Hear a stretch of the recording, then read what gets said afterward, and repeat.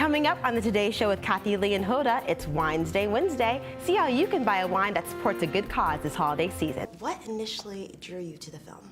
But me being like really born and raised in New York, it's just the story. It transcends color and it transcends age. It may be chilly out here in Midtown, but that won't stop New Yorkers from seeing Broadway plays this season.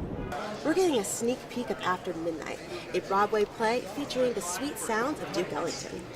I'm here at this year's Comic-Con, where several New Yorkers got decked out in some of the most creative costumes. And now, City Biking with style. In a viral video, one New Yorker did some eye-dropping tricks. What was the process of preparing for that role? I would just sit and listen to different stories and even also learn about the actual drug.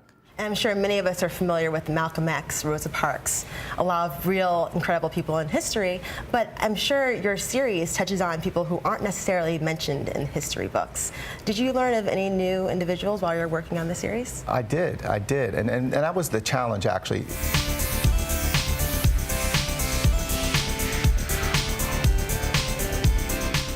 Happy Black Friday, everyone. Welcome to New York Live. Are you all stuffed from Thanksgiving dinner? Well, leave some more room because we have a packed show for you.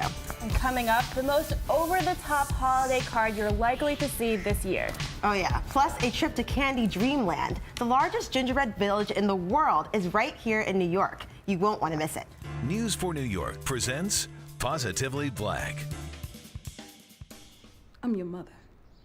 You think I'm satisfied with this life? Oscar winner Jennifer Hudson is far from a dream girl in her role as Gloria, a drug-addicted mother in The Inevitable Defeat of Mr. and Pete. The story shows what it takes for her 14-year-old son, Mr., to fend for his life in Bed-Stuy, Brooklyn, alongside his friend, Pete, after his mother is unable to hold a job and stay out of jail.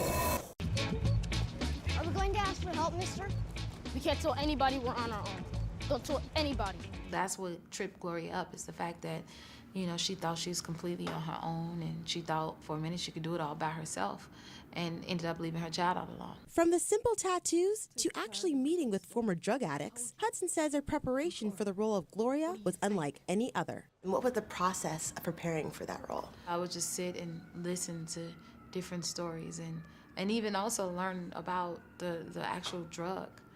Like, before I did this film, I didn't know there was a difference between the upper and the down, and I'm like, oh, it is, okay, wow. So now what drug is Gloria on? So it was very educational too at the same time. The movie was actually filmed on location in Bed-Stuy's Marcy Housing Projects last summer, something that made it even more authentic for its co-executive producer, New York native and Grammy Award winner Alicia Keys. So what initially drew you to the film?